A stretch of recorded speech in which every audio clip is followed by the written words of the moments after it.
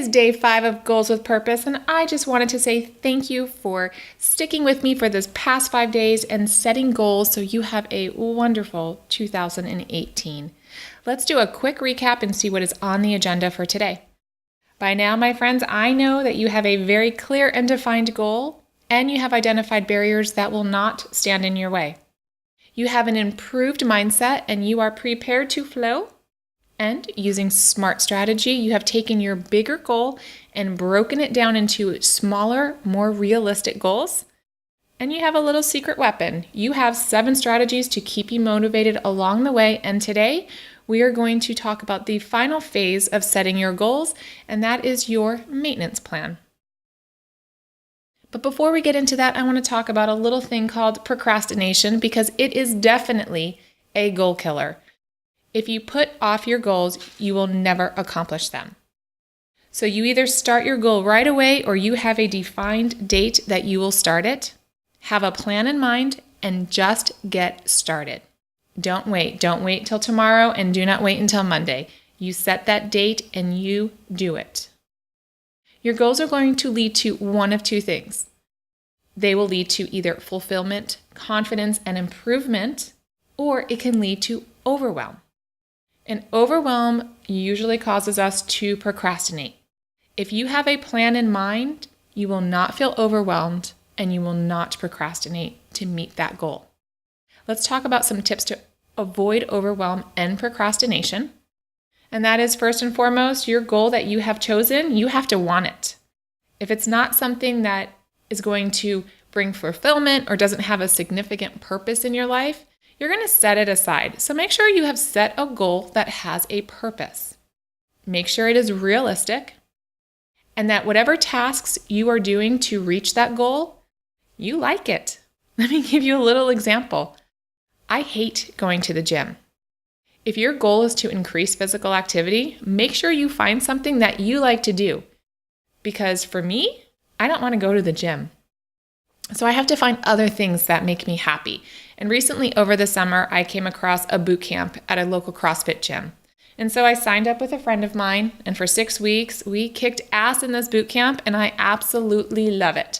And the reason why I love it is because they push me to a different level that I will not do on my own in the gym. When I'm in the gym, I'm way too distracted about what's going on all around me, and I don't want to be there, so I'm really not going to work as hard as I should. But at this other gym, I have a coach. I have other people that are motivated, that are like-minded, and have similar goals in mind, so we push each other. So find something that you like, otherwise you will never stick with it. And expect setbacks. From time to time, there are things that are going to derail you from your goal, but it's okay. Just make sure that you have a plan to get you back. Sometimes you get a cold and you can't go to the gym. Or it's the holiday seasons and there's holiday cookies all around you, so you tend to start nibbling on some cookies. Be okay with not being perfect, but just have a plan to get you back on track. So don't be a perfectionist and make sure to forgive yourself. Remember, goals can be changed, they can be modified, they can be improved, or sometimes you have to back off because your goal was not realistic. One of the most important steps here is get a buddy or an accountability partner. So I mentioned the gym that I go to, the CrossFit gym. My partner that I started off with over the summer, she wasn't able to maintain it because she travels a lot. So my gym coach has now become my accountability partner. And I have other friends that come with me, and it's great to have people that come with you and do something to reach a goal. But if I don't show up for a period of time, that coach will send me a text and say, "Hey, what's going on? Where have you been?" And it gets me remotivated. So just find somebody that will keep you motivated and in line with your goal. And be patient with yourself, especially if weight loss is your goal. One thing I want you to keep in mind is that weight gain does not happen overnight. It is a gradual process that sometimes takes years. So if you are 20, 30, 70, maybe 100 pounds overweight, that didn't just happen overnight. So just like weight gain does not happen overnight, weight loss does not either. You need to be patient with yourself during this process of losing weight. Losing 1 to 2 pounds per week is a slow process, but it is a proven process to keep weight off long term. So be patient. You will reach your goal, but don't push yourself. Bring balance into your life. There has to be balance between your goal, your family, your work, anything that you do. So make sure it is balanced, because when we get thrown off of balance, what happens? We push that goal into the corner and we don't want to deal with it. And lastly, have a maintenance plan, and this is what I'm going to talk to you about right now. So the best way to avoid overwhelm and procrastination is to have a plan in place. You already know your long-term goal and you have established your short-term goals to get you to that finish line, but have you thought about your plan? How will you get there? How will you achieve that small-term goal? Have you thought about the steps involved in achieving that goal? You have to plan out this journey. Let's go over it. Using the example of losing 30 pounds. In order to lose 30 pounds, you're going to have two smaller goals. Lose 1 to 2 pounds per week and to reduce your caloric intake by 500 calories per day. But let me ask you this. Do you know how many calories you need right now so that you can subtract that 500 calories? You may or you may not. But you need to know, in order to sustain your current weight, let's say you need a 2,000 calorie diet or an 1,800 calorie diet, or maybe you need 2,500 calories. You need to know how many calories you need right now today, and then you have to deduct that 500 calories. When you consume some foods, how many calories are in those foods? So how do you know how many calories you are consuming a day so that you are reaching your target? These are things you need to think about, and these are things you need to plan for. So you need to know how many calories you need. You need to know what your restriction will be. So let's say you need a 2,000 calorie diet. We need to reduce it to 1,500 calories in order to lose 1 to 2 pounds per week.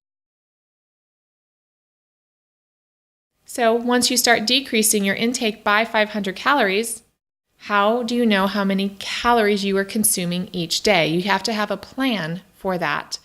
And what foods will you eat? So when we're looking at the foods that we're eating, are you going to choose organic? Are they going to be conventionally grown foods? How do you know if what you're eating is truly healthy? And unfortunately, eating healthy is a lot more money. If you're used to shopping a certain way and buying foods that are processed or purchasing foods that are on sale, they tend to be less money. So now if your goal is to improve your health by eating lots of fruits and vegetables, you are going to spend more money at the grocery store. So for some people, you have to plan for that. Do you have the budget to make this goal work? To lose 1 to 2 pounds per week, how will you do that? Well, you need to start exercising. Will you go to the gym? Will you go to the yoga studio?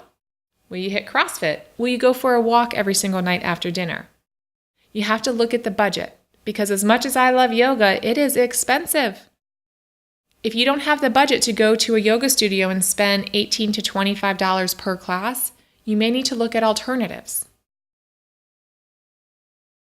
How, when, and where will you start? How will this whole thing play out? What are you going to do to keep going? What will you do when you reach your goal but you want to get to the next level? All of these things need a plan. And it may seem overwhelming, but I promise you, it won't be if you have a plan. So you need to map it out. And don't be afraid to modify your goals. Your goals may actually improve as you start this journey. I never liked yoga in the beginning, but along my journey, I came to love yoga and it became a part of my life. So going to the gym is no longer my goal, but improving and going to the next level in yoga is my goal. So sometimes new things pop into our lives, and so we may have to change that plan. Sometimes you need to modify your plan to step it up. Maybe your goal wasn't difficult enough and you've already achieved it, or it didn't bring fulfillment. Maybe your goal was too difficult, too challenging, and you need to step it back a little bit. Remember, there's no goal police, so you're allowed to adjust your goals as long as you stick to something and you find improvement and you are making progress. Let me give you a little plan on how to map things out. Going back to the goal of losing 30 pounds. If you look to the left, the first thing you're going to do is determine how many calories you need, And then you're going to decrease that by 500 calories per day. Once you know what your new calorie is to lose 1 to 2 pounds per week, you need to create a menu or some sort of meal plan that you are going to follow. Now, going back to the top of losing 30 pounds, if you go to the right there, you're going to see that you need to determine what you want to do physically. Do you want to go to the gym? Do you want to go to the yoga studio? Do you want to register for some online classes? Whatever you need to do, you need to look at your budget and determine what you can afford to do. And that is going to determine what type of physical activity you do and what type of foods you're going to buy. And all of that will lead to the last thing, and that is making it happen. And you can definitely do it as long as you have this plan. So you can create a plan like this for whatever your goal is. So I want to do a little pulse check. How are you feeling right now? Are you in that fight mode and you're ready to rock and roll and bang out this goal for 2018? You're like, yeah, let's do this. Or are you feeling a little bit overwhelmed? Maybe I introduced some steps that you're not ready for. Maybe you feel a little bit conflicted. Maybe you need a little bit of help. Well, don't worry, because remember the buddy system? You got a buddy. I'm here to help you. I told you from day one that this is your goal that you have to achieve, but I will be here with you every step of the way. So if you are feeling like you need a little bit more guidance and you need a little bit of help to get started, I got you. And I want you to be on the lookout for an email that I'm going to send to you tomorrow. I am launching a 30-day challenge called A New Year, A New You. And in this challenge, you will learn how to conquer your nutrition and physical activity goals. You will figure out how many calories you actually need in order to lose weight. I will tell you how many grams of carbohydrates, protein, and fat that you need, and we will talk all about those macronutrients so that you get a full understanding of why you should eat certain foods and why you should omit certain foods from your diet. I will show you how to eat healthy and get in shape on a budget. Learn how to modify any recipe to make it healthy, and yes, you can make healthy lasagna. You will learn the facts so you are no longer misled by tricky and clever marketing schemes from the food industry. And you will find your tribe, because together we can make this happen. So if you join A New Year, A New You, you will be part of a private Facebook group. And each week there will be live Q&A sessions where you can come in and chat with me and other people that are striving to achieve similar goals. So together you can take control of your health and you can take control of your life. So be on the lookout for my email with a very special offer to you. It will be sent out tomorrow. And you can join other like-minded individuals that want to accomplish great things in 2018. Doesn't that sound awesome? I think so.